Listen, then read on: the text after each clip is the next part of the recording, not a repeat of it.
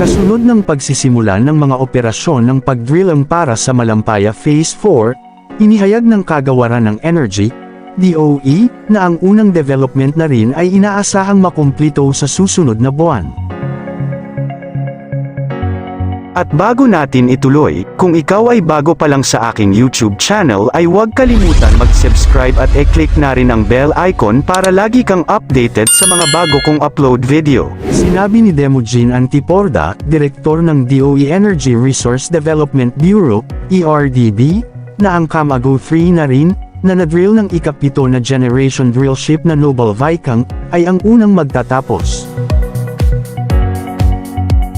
Ang pagbabarena ng Camago 3 ay tinatayang makumplito sa pagtatapos ng Hulyo o unang bahagi ng Agosto ng 2025, magkakaroon tayo ng resulta.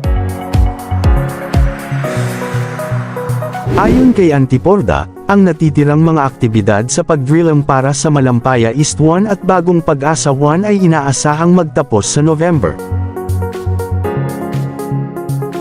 Aniya, ang proyekto ng MT4 ay binubuo ng pagdrilling ng well, at ang Malampaya East ay isa pang pagunlad, bilang karagdagan sa dalawang balon na ito sa ilalim ng MT4 SC38. Nag-drill din kami ng isang karagdagang paggalugad ng maayos, na kung saan ay ang Bagong Pag-asa 1 kaya't mayroon kaming 2 wells sa development ngayon na patuloy na, at sinusundan ng isang exploration.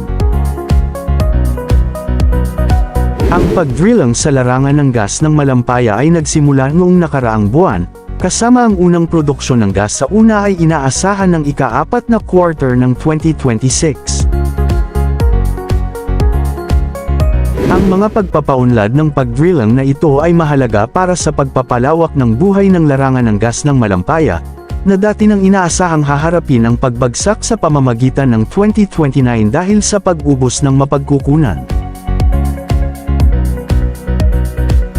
Ang DOE ay nagpahayag ng pag-asa na kung ang mga balon ay manatili sa track, ang buhay ng pagpapatakbo ng Malampaya Gas Field ay maaaring mapalawak hanggang 2034.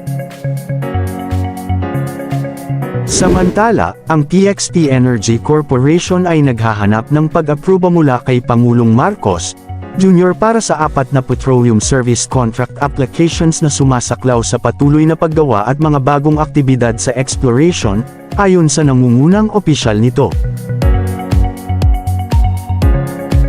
Ang kumpanya ay nagmamay-ari ng 4 sa 8 mga kontrata na naghihintay ng isang desisyon mula sa tanggapan ng Pangulo, sinabi ng Pangulo ng PXP na si Daniel Stephen Carlos sa mga reporter noong nakaraang linggo.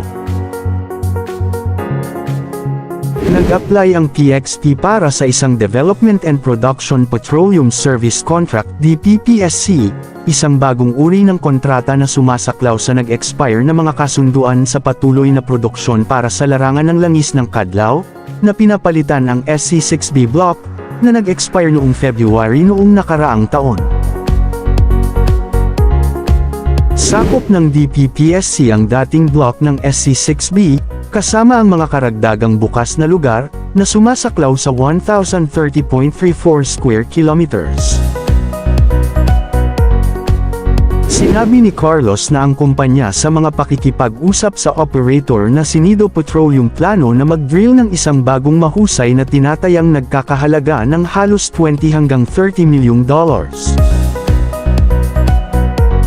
Ang Forum Energy Limited, FEL, kung saan ang PXP ay may hawak na 99.35% na pagkontrol ng interes, ay isang kumpanya na isinama sa United Kingdom na nakatuon sa Pilipinas. Ang FEL ay may mga interes sa minorya sa SC6 at SC14 sub-blocks sa labas ng Hilagang Kanluran, Palawan, kabilang ang isang 3.21% na interes sa paggawa ng Gallup Field, na gaganapin sa pamamagitan ng Forum Energy Philippines Corporation. Samantala, kaya ng Pilipinas na mag-import ng liquefied natural gas mula sa Alaska upang matugunan ang lumalagong mga pangangailangan ng energy, sinabi ng envoy ng bansa, sinabi ni Ambassador Jose Manuel Romualdez sa isang post sa X, dating Twitter.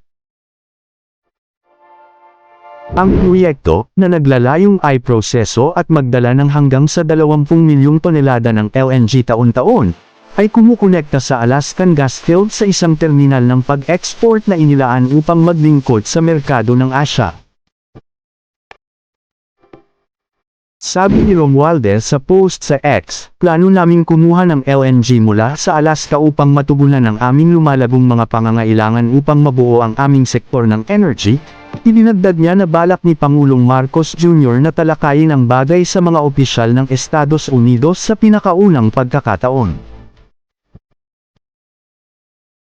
Noong nakaraang buwan pumirma si Pangulong Marcos ng isang batas upang maitaguyod ang industriya ng liquefied natural gas ng bansa at dagdagan ang bahagi ng gasolina sa energy mix, na kasalukuyang pinangungunahan ng coal. Sinabi ng leader ng Pilipinas na nais niyang makipagtagpo kay Trump upang talakayin ang mga kalakalan at pagtatanggol. Ang Pilipinas ay nagsimulang mag-import ng LNG noong 2023 bilang pangunahing larangan ng gas ng malampayan na nagbibigay ng ikalimang mga kinakailangan sa power ng bansa.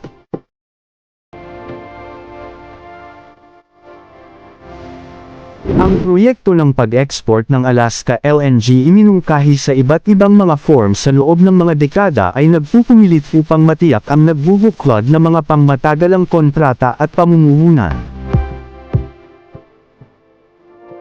Hindi tulad ng mga katulad na pasilidad sa baybayin ng US Gulf, ang isang ito ay magiging napakalaking sukat na nangangailangan ng pagtatayo ng isang 800 milya na pipeline sa buong estado.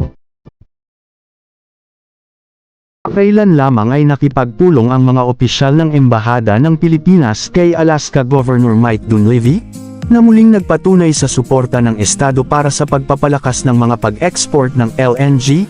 Kinumpirma ni Charge d'Affaires Jaime Ascalon Jr. ang interes ni Manila sa paggalugad ng potensyal ng Alaskan LNG. Binanggit ni Gobernador Dunleavy ang makabuluhang interes sa proyekto mula sa Pacific Rim governments, pipeline developer, at shippers. Binigyang diin niya ang kahalagahan nito para sa pag-unlad ng ekonomiya at pagpapalakas ng mga relasyon sa mga kaalyado sa Pacific.